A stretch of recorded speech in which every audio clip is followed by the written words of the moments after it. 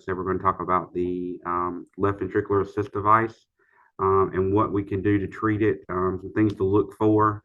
Um, Really just an overview of the LVADs that are becoming really popular.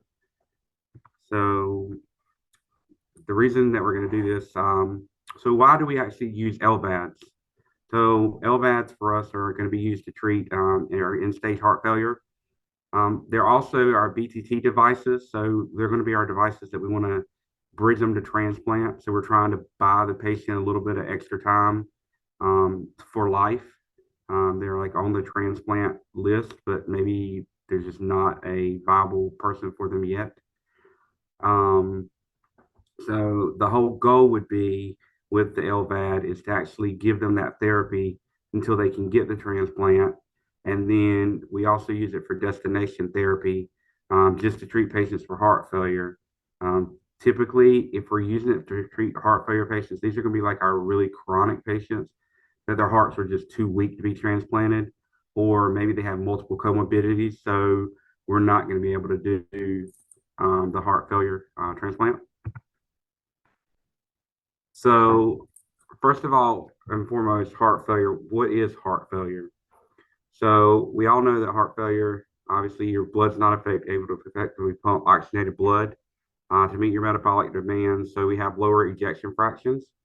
You can see patients on LVADs with ejection fractions in the teens, 20s, 30s.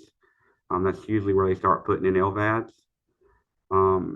Unfortunately, about 4.7 million people a year in the United States alone have this condition. And if you think about that, that's a lot of patients that we treat in pre-hospital and hospital care that we need to stay abreast of our heart failure treatment.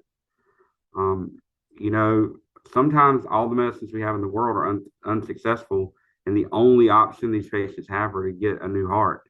Sometimes they're just too weak to get a new heart, and it can take a while to get a new heart. So that's why we have this LVAD, so we can actually prolong their life and give them a little more time.